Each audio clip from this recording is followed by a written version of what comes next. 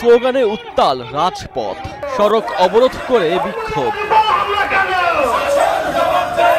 গণ অধিকার পরিষদের সভাপতি নুরুল হক নুরের ওপর হামলার প্রতিবাদে দেশের বিভিন্ন স্থানে বিক্ষোভ মিছিল ও সমাবেশ হয়েছে।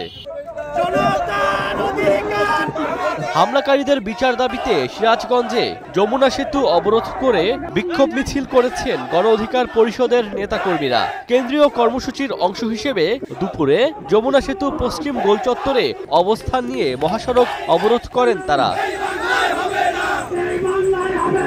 দুপুরে কুমিল্লায় ঢাকা চট্টগ্রাম মহাসড়কে আগুন জ্বালিয়ে রাস্তা অবরোধ করে বিক্ষোভ করেন গণ অধিকার পরিষদের নেতাকর্মীরা। এতে উভয় পাশে সৃষ্টি হয় যানজট, দুপাশে আটকা পড়ে মালবাহী ও যাত্রীবাহী বিভিন্ন যানবাহন। অবরোধ ও বিক্ষোভ মিছিল হয়েছে ঢাকা মাওয়া ভাঙ্গা এক্সপ্রেসওয়েতে। এ সময় মহাসড়কে অবস্থান নেন শতাধিক নেতাকর্মী। হামলায় জড়িতদের আইনের আওতায় আনার দাবি জানান তারা।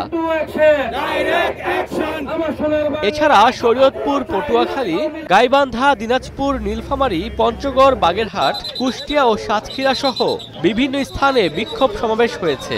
এ সময় জাতীয় পার্টিকে নিষিদ্ধের দাবি জানান আন্দোলনকারীরা। Omar Faruk, Star news.